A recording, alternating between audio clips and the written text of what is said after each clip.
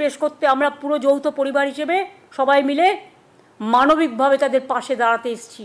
এই হচ্ছে এই চিটিংবাজ রাজ্য সরকার। প্রতিটা ছেলে মেয়ে যাদের চাকরি গেছে তাদের উচিত এই রাজ্য সরকারের তাদের নিজের নিজের স্থান থেকে বিরোধিতা করা এবং এই রাজ্য সরকারকে উৎখাত করা। 24 ঘন্টার মধ্যে আমি মনে করি মুখ্যমন্ত্রী পদত্যাগ করা উচিত। এবং ওই যে পার্থ চ্যাটার্জি, ওর সারা জীবন ওর সারা জীবন জেলে থাকা উচিত। সব টাকা 90% টাকা ও কামিয়েছে, এটা সব জায়গা থেকে প্রমাণিত। এবং তার বাড়ি থেকেও যত টাকা পাওয়া গেছে, যতই নাটকবাজি করুক, যতই যাই করুক, ওর কোনো কাস্টডি ট্রায়াল শুধু নয়, ওই লোকের আমৃত্যু জেল হওয়া উচিত, আমৃত্যু। ওই লোকটির জন্য আজকের এই অবস্থা। ওই সব থেকে বড় চিটিংবাজ শিক্ষামন্ত্রীর জন্য আজকের এই অবস্থা। আপনি কারণ খুঁজতে যান, বহু কারণ আপনার চোখের সামনে এসে হাজির হবে। দেখুন, সুপ্রিম কোর্ট অনেক সুযোগ দিয়েছিল, হাইকোর্ট অনেক সুযোগ দিয়েছিল, রাজ্য সরকার বলুন, বোর্ড বলুন, সিবিআই বলুন, কেউ তো তাদের সেগ্রিগেশন করতে পারেনি, কতজন ফেক কতজন জেনুইন, কেউ তো তাদের সঠিক সংখ্যা বলতে পারেনি। সুতরাং যেখানে সঠিক সংখ্যা সুপ্রিম কোর্টের কাছে শেষ মুহূর্ত পর্যন্ত এলো না, সেখানে সবার চাকরি বাতিল হয়ে গেল। কিন্তু মানবিকভাবে আমি মনে করি সবাই ফেক ছিল না। প্রত্যেকটা পরীক্ষায় বহু মানুষ থাকে যারা পরিশ্রম করে কষ্ট করে এই পরীক্ষাটা দিয়েছে, সারা দিন রাত পড়াশোনা করে আজকে চাকরিটা পেয়েছে, আজকে তার চাকরিও চলে গেল। হয়তো তার ওপর তার ফ্যামিলি, তার ভবিষ্যৎ আছে। অনেকেই তো বলছে যে আমার উপরে 6 জনের ভবিষ্যৎ, আমার বাবা মা, হ্যাঁ, আমার স্ত্রী পুত্র কন্যা, আমার শ্বশুর শাশুড়ি, মানে কেউ নেই, আর্নিং মেম্বার কেউ নেই। আপনারা তো দেখছেন, আপনারা তাদের কাছে গেছেনও। এই জায়গাটা খুব কষ্টের। কিন্তু দেখুন, একটা কথা আপনাকে মনে রাখতে হবে যে আপনি যদি পুঙ্খানুপুঙ্খ বিচার করেন, এত বড় একটা স্ক্যাম, রাজ্য সরকারের মন্ত্রী থেকে শুরু করে, আমলা থেকে শুরু করে, ছোট নেতা বড় নেতা থেকে শুরু করে প্রত্যেকে সরাসরি বা প্রত্যক্ষভাবে জড়িত। আজকে কি বিক্রি না করেছে এই রাজ্য সরকার। এই রাজ্য সরকার পয়সা নিয়ে মানুষদের জীবন, মানুষদের ভবিষ্যতের যারা ছাত্র থেকে মানে বড় হবে, যারা দেশের ভবিষ্যৎ, তাদেরকে নষ্ট করে দিয়েছে।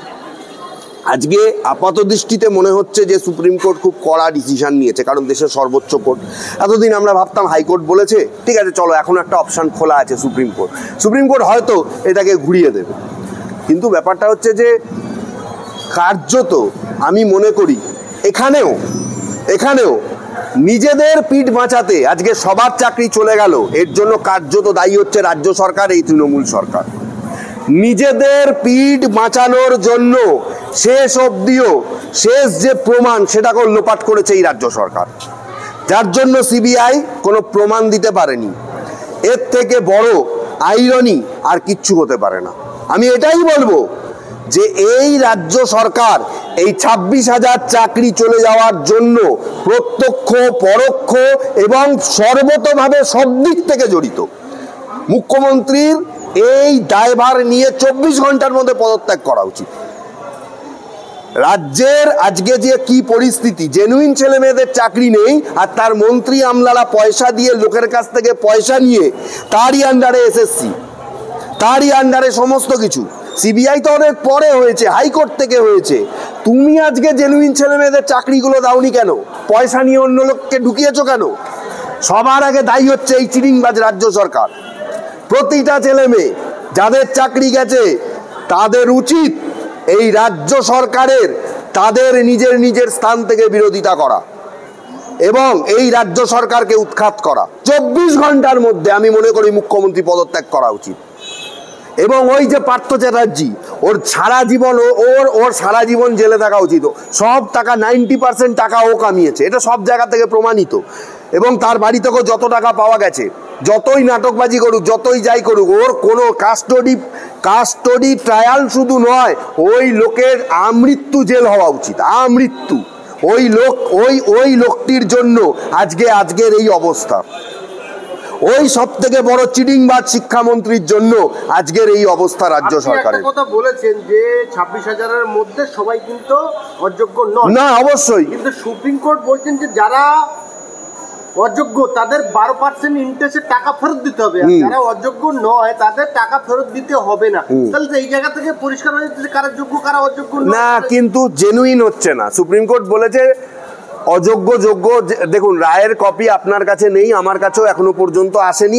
আমরা যেটা দেখছি বিভিন্ন মিডিয়ায় বিভিন্ন অ্যাডভোকেটসরা যেগুলো কোর্ট থেকে বাইরে বের হয়ে এসে যেগুলো বলেছেন, যেগুলো তারা শুনেছেন জাজমেন্টে অথবা অনলাইনে জাজমেন্টে যতটুকু শোনা গেছে, এগুলো তার এক্সট্র্যাক্ট। রায়ের কপি না দেখে সুপ্রিম কোর্টের কোনো জাজমেন্ট সম্পর্কে কোনো মন্তব্য করা উচিত নয়। ওখানে একটা জিনিস যতদূর সম্ভব আমার নলেজে আছে, ওখানে একটা জিনিস রয়েছে। সুপ্রিম কোর্ট বলেছে যারা সন্দেহভাজন, নট অযোগ্য কথা ওখানে ইউজ করা হয়নি। জাজমেন্টের রায়টা আসতে দিন, হয়তো 2 দিন সময় লাগবে, কালকেও চলে আসতে পারে অথবা সোমবার আমরা হয়তো পেয়ে যাব। এই বিষয়ে রায় হাতে ধরে আপনাকে আমি এর পরের ইন্টারভিউটা দেব, আপনার সমস্ত প্রশ্নের উত্তর দেব, এটা আমি মনে করি। কারণ একজন আইনজীবী হিসাবে সুপ্রিম কোর্ট যখন রায় দিয়েছে, দেশের সর্বোচ্চ কোর্ট, তাকে মান্যতা দেওয়াটা আমার একজন আইনজীবী হিসাবে কর্তব্য। দেখুন, ব্যক্তিগতভাবে এই রায়ে আমি হয়তো খুশি নই, কিন্তু সুপ্রিম কোর্টের হাতে হয়তো কোনো অপশান ছিল না, এবং এই অপশান কাটেল করার সর্বপ্রথম যদি কেউ দায়ী হয় তার নাম হচ্ছে এই তৃণমূল চালিত পশ্চিমবঙ্গের রাজ্য সরকার। পার্থ চট্টোপাধ্যায় যখন শিক্ষামন্ত্রী, এই চিটিংবাজিটা মেনলি হয়েছে তখন। মেনলি পার্থ বসু আর পার্থ চ্যাটার্জি, এই দুজন যখন শিক্ষামন্ত্রী ছিল, মেনলি এই চিটিংবাজিটা ওই সময়কার। পার্থ বসুকেও স্ক্যানারের নিচে আনা উচিত, যে তার সময়েও যদি কিছু হয়ে থাকে তাকেও স্ক্যানারের নিচে আনা উচিত, শুধু একা পার্থ। আমি এখানে একটাই কথা বলতে চাই, দেখুন আজকে যে ঘটনাটা ঘটে গেছে, এবং সুপ্রিম কোর্ট অনেককে অনেক লিবার্টি দিয়েছে যে 3 মাস পর আবার তুমি পরীক্ষায় বসতে পারবে, এজ রিল্যাক্সেশন পাবে, সব কিছু পাবে। কিন্তু একটা কথা আপনাকে মনে রাখতে হবে, যে ছেলেটা জেনুইন চাকরি পাওয়ার জন্য লড়াই করছে, তার যা পড়াশোনা, আর যে লোকটা চাকরি পেয়ে গেছে তার তো মাথায় তখন হেডেক নেই।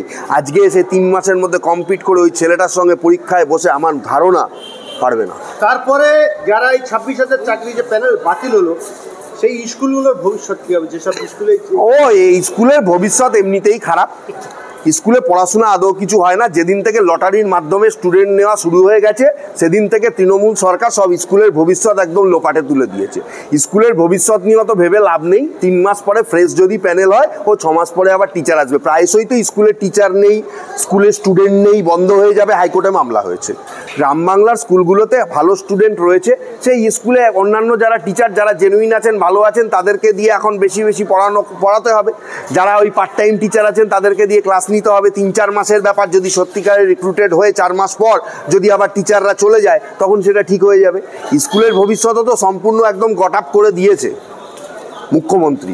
যেদিন থেকে উনি আসার পর মেধাকে লটারির মাধ্যমে যেদিন বিক্রি করা শুরু হয়ে গেছে এই রাজ্য সরকারের আমলে, সেদিন থেকে স্কুলের ভবিষ্যৎও অন্ধকার হয়ে গেছে। সুতরাং স্কুলের ভবিষ্যৎ নিয়ে অত ভেবে লাভ নেই। আমরা দেখি রাস্তার ধারে যদি একটা বাথরুম হয়, সেই জায়গায় লেখা থাকে পাথরে যে মাননীয় অনুপ্রেরণায় এই বাথরুমটা তৈরি হয়েছে। হ্যাঁ, এখানে একটা তাহলে দেয়াল লিখন হোক না, যে মাননীয়ার অনুপ্রেরণায় 26,000 চাকরি চলে গেল।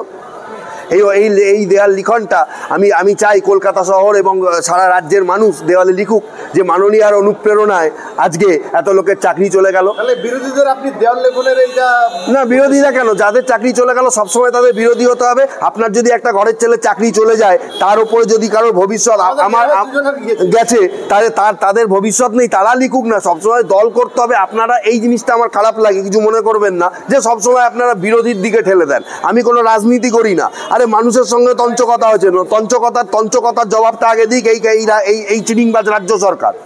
মানুষের সঙ্গে তঞ্চকতা করেছে এই রাজ্য সরকার। মুখ্যমন্ত্রী এখন কোনো মুখের ভাষা বলা মানায়? মুখ্যমন্ত্রী বলছে এই টাকা ফেরত দিতে হবে না, এই হবে না, ওই হবে না। মুখ্যমন্ত্রী যেন জাজমেন্ট দিয়েছেন, এমন একটা তার হাবভাব।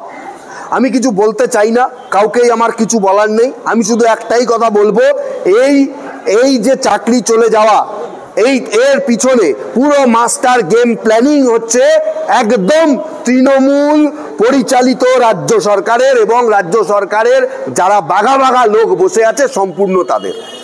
রাজ্য সরকারের এই দায় নিয়ে নিজের থেকে মুখ্যমন্ত্রী পদত্যাগ দাবি করলাম 24 ঘন্টার মধ্যে।